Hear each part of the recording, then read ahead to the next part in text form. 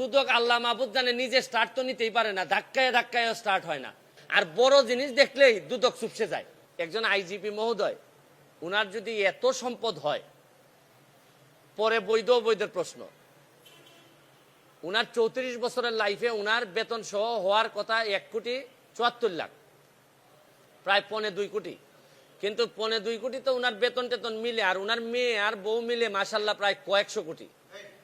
তো এত টাকা যদি উনার থাকে, কেউ কোনো কথা বলে না। মানে একটা ইনকোয়ারি যে করবো, আমি কিন্তু বলছি না যে উনি এখনই দুর্নীতিবাজ। আরে ভাই, এত সম্পদের হিসাব আসলে একটা ইনকোয়ারির কথা বলবে না কেউ? আপনি দেখবেন যে 31 তারিখে রিপোর্টটা হওয়ার পর আমি কাউরে কথা বলতে শুনি না। সবাই মনে হয় যে একটা ভয় পায়, ভয় মারা যাবে, নাইলে তারে মামলা দিবে, তারে এই করবে সেই করবে। মানে কি?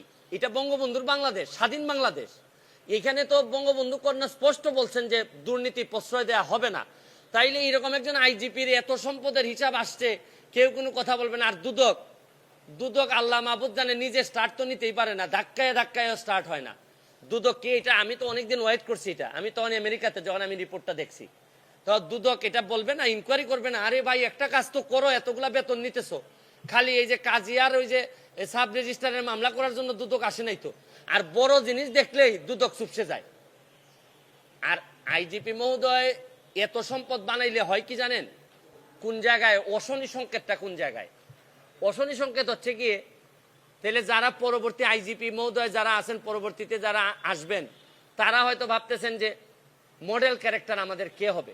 যারা অসৎ হবেন তারা তো বেনজির সাহেবকে ধরে নেবেন যে উনি হচ্ছেন কি আমাদের আদর্শ। তাই উনি যদি আদর্শ পরেরা ধরে নেয়, তাহলে এরাও 800, 900, 1000 করে বিঘা কিনা লাগবে। তারপর আসতেছেন নিচের যারা আসতেছে, যারা অসৎ, এর মধ্যে অনেক সৎ অফিসার আছেন, তারা কিন্তু অনেক বেশি ফ্রাস্ট্রেটেড হবে যে আমরা সততা করে কিছুই তো করতে পারলাম না, মেয়েরে পড়াইতে পারি না। আর বেনজির সাহেবের শুনলাম যে মেয়ের অভিযোগ হচ্ছে গিয়ে মেয়ের একটু নর্থ সাউথ থেকে একটু রেস্ট নেওয়ার জন্য একটা ফ্ল্যাট আছে। আর আমি জীবনে এতদিন হাইকোর্টে থেকে একটা ফ্ল্যাট কিনা তো দূরের কথা, ভাড়া বাসায় থাকতে হয়। তবে একটু এখন আবার সংসদ সদস্য হওয়ার কারণে একটা ছোট ফ্ল্যাট আমারে দিছে ওই নেমিখানের মধ্যে, তাও আবার 2টা রুম দেয়। ওই নতুন এমপি হইলে আবার রুমও কম দেয়, পুরাতন এমপিদেরকে বেশি দেয়।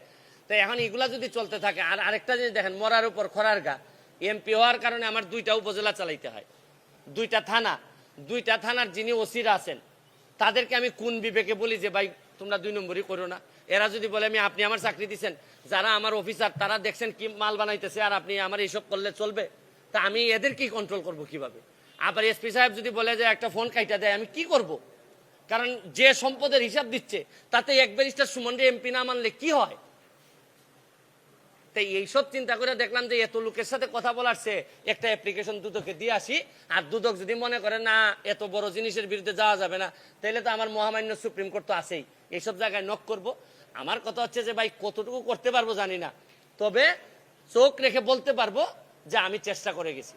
আমি আমার জীবন যৌবন সবকিছু একটু রিস্কে রেখে আমি এগুলা সারা বাংলাদেশের মানুষের সামনে নিয়ে আসছি।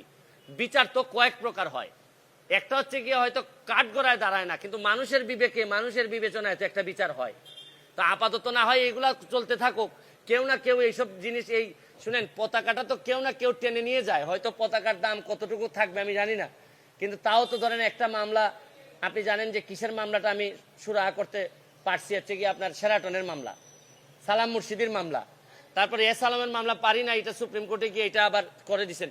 কিন্তু শুনেন, আমাদের ট্রায়ালে, আইন অঙ্গনে ট্রায়াল আমরা যখন করি, বিচার যখন করি, তখন আমরা যখন বুঝি যে এই আসামিরে বাঁচানো যাওয়া কঠিন, তখন কিছু কিছু কথা আমরা ট্রায়ালের মধ্যে বলে রাখি, ডিনায়াল বলে এটারে, আমরা ডিনাই করে রাখি যাতে আপিলে গিয়ে কাজে লাগে।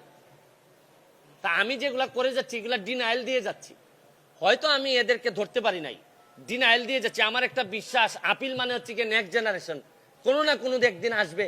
আমি যদি 1 লাখ ভোটের ব্যবধানে এমপি হইতে পারি, যেটা আমি জীবনও চিন্তা করি নাই যে আমি এমপি হব, কারণ আমার নমিনেশন আমি জীবনও জানি যে আমি হয়তো পাবো না, কারণ এত লোক আমার বিরুদ্ধে। নিশ্চয়ই শেখ হাসিনা হয়তো এত লোকের বিরুদ্ধে রেখে হয়তো আমাকে দিবেন না, কিন্তু তাও তো প্রকৃতির খেলা দেখছেন যে 1 লাখ ভোটে আমি বিমান ভূপাতিত করে এমপি হয়েছি।